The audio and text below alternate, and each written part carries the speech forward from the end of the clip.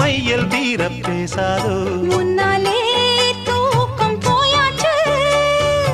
உள்ளார ஏதேதோ ஆயாச்சு